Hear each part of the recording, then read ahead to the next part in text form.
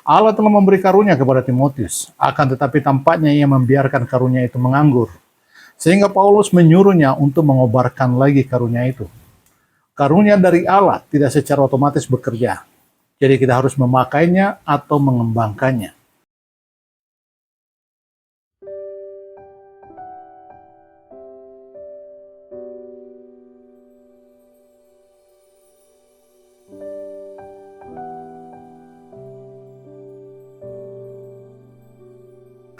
Hari ini kita sampai pada bagian akhir dari perumpamaan tentang pelita yang dicatat di Markus 4 ayat 21 sampai 25. Rasul Paulus berkata kepada Timotius, seorang hamba Allah, "Karena itu kuperingatkan engkau untuk mengobarkan karunia Allah yang ada padamu oleh penumpangan tanganku atasmu." 2 Timotius 1 ayat 6. Alkitab versi Revised Standard menyebutkan, "Rekindle the gift of God that is within you." Kobarkanlah lagi karunia Allah yang ada padamu. Allah telah memberi karunia kepada Timotius, akan tetapi tampaknya ia membiarkan karunia itu menganggur, sehingga Paulus menyuruhnya untuk mengobarkan lagi karunia itu. Karunia dari Allah tidak secara otomatis bekerja, jadi kita harus memakainya atau mengembangkannya. Allah mungkin telah memberi Anda karunia, akan tetapi jika Anda tidak mempergunakannya, maka Anda akan kehilangan karunia itu. Hal yang sama berlaku juga pada keselamatan. Keselamatan itu adalah pemberian Allah. Akan tetapi Paulus berkata bahwa kita harus mengerjakan keselamatan kita dengan takut dan gentar. Filipi 2 ayat 12. Jika tidak ada bahaya kehilangan, lalu mengapa kita harus takut dan gentar? Sekalipun keselamatan adalah karunia dari Allah, kita harus mengerjakannya. Gereja-gereja sekarang ini seringkali tidak menyampaikan pesan keselamatan secara utuh.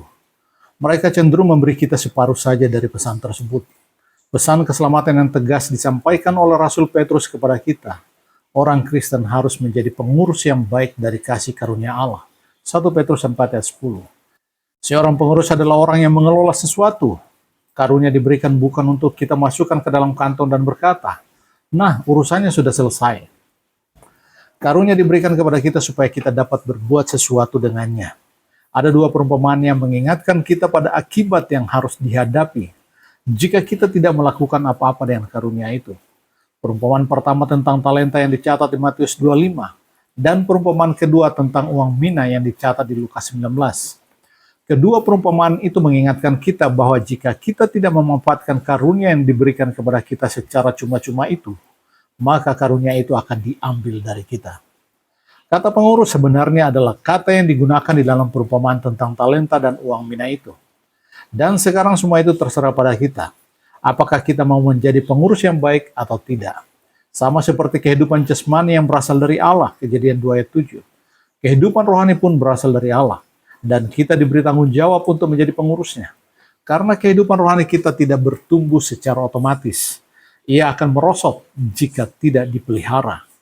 Paulus menggunakan gambaran tentang pemeliharaan tanaman dalam menjelaskan kehidupan rohani kita. Ia berbicara tentang dirinya yang menanam dan Apolos yang menyiram, Allah yang memberi pertumbuhan.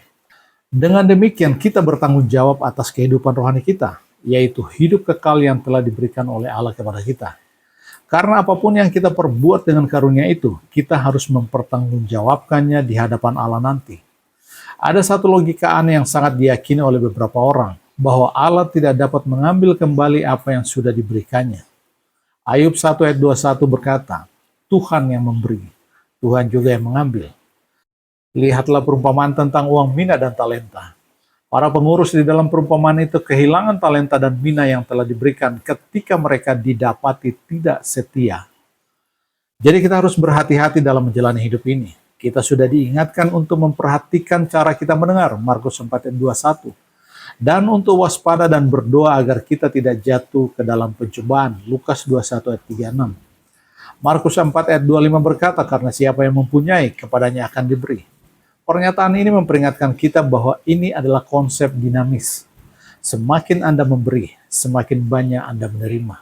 Jika Anda tidak memberi, maka Anda justru akan kehilangan apa yang Anda miliki. Kita mungkin berkata, kalau saya memberi terus, saya bisa bangkrut. Ini adalah hal yang tidak perlu kita khawatirkan. Allah tidak akan pernah kehabisan cara dan metode dalam menyediakan apa yang akan kita beri. Apakah yang kita beri itu mungkin berupa uang, atau waktu, atau tenaga, atau bahkan nyawa kita sendiri. Alkitab berkata ukuran yang kita terapkan akan dikenakan kepada kita. Sejalan dengan pemanfaatan hidup baru yang telah diberikan oleh Allah kepada kita, pastikan bahwa pemanfaatannya berada pada tingkat maksimal.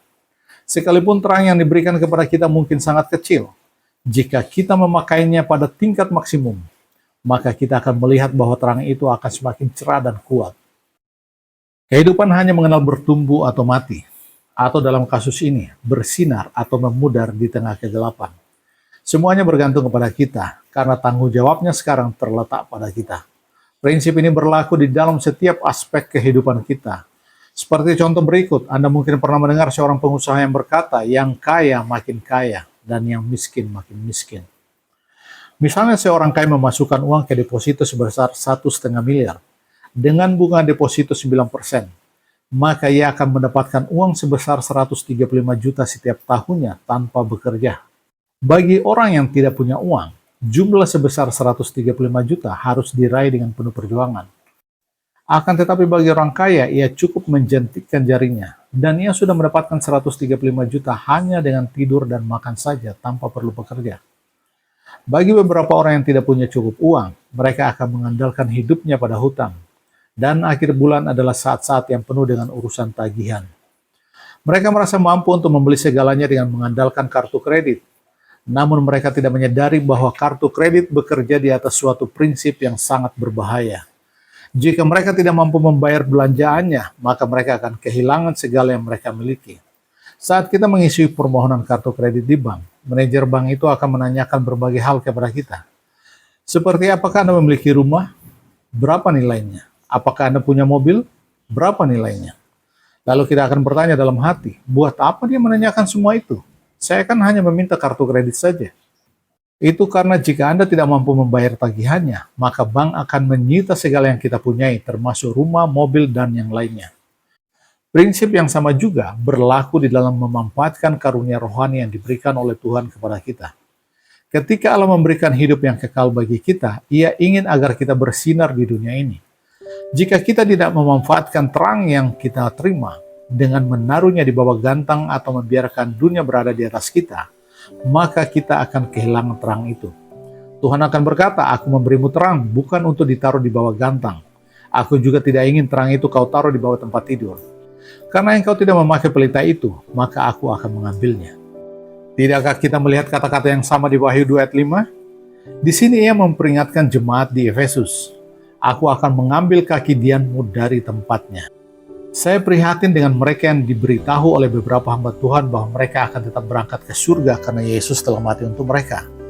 Meskipun kehidupan mereka sedemikian buruknya seperti marah yang tidak terkendali, tidak mau mengampuni, sombong, egois, licik, suka manipulasi, senang menilai orang lain, dan melakukan semua hal yang digambarkan di Galatia 5 ayat 19-21.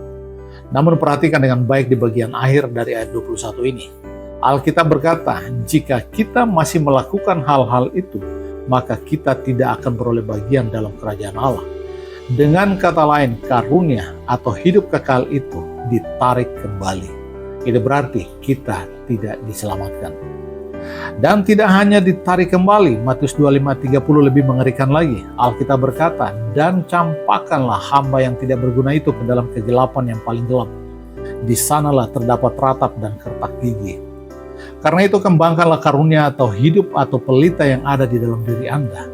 Karena keindahan perumpamaan ini terletak pada fakta bahwa semakin Anda bersinar, semakin terang Anda jadinya. Tetapi jika Anda dan saya tidak bersinar, maka pelita itu akan diambil kembali dan itu berarti kita binasa. Kehidupan hanya mengenal bertumbuh atau mati. Atau dalam kasus ini, bersinar atau memudar di tengah kegelapan. Semuanya bergantung kepada kita, karena tanggung jawabnya terletak pada kita sekarang. Dan kita memerlukan kasih karunia Allah untuk dapat melaksanakan peran kita di dalam dunia ini, yakni menjadi terang dunia. Yohanes 8 ayat 31-32. Jikalau kamu tetap dalam firman-Ku, kamu benar-benar adalah milik-Ku, dan kamu akan mengetahui kebenaran, dan kebenaran itu akan memerdekakan kamu.